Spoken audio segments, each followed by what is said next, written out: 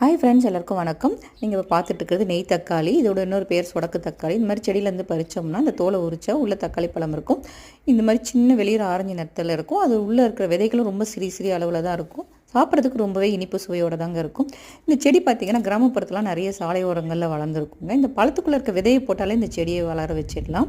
இதில் வந்து நிறைய மருத்துவ குணங்கள் இருக்குதுங்க. இதில் விட்டமின் சி சத்துக்கள் ரொம்ப அதிக அளவில் இருக்குது. கண் பார்வைக்கு ரொம்பவே நல்லதுங்க.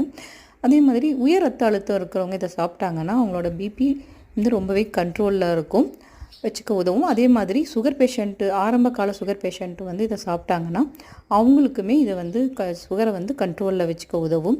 உடல் எடையை குறைக்கிறவங்க இதை சாப்பிட்டாங்கன்னா அவங்களோட உடம்புல இருக்க கெட்ட கொலஸ்ட்ராலை வந்து நீக்கிட்டு நல்ல கொலஸ்ட்ரால் வந்து உருவாகிறதுக்கு இது உதவி செய்யுங்க. இவ்வளோ மருத்துவ குணங்கள் வாய்ந்த இந்த பழங்களை எப்போ பார்த்தீங்கன்னாலும் பிள்ளைங்களுக்கும் வாங்கி கொடுங்க, நீங்களும் சாப்பிடுங்க. மிஸ் பண்ணாமல் கட்டாயமாக சாப்பிடுங்க.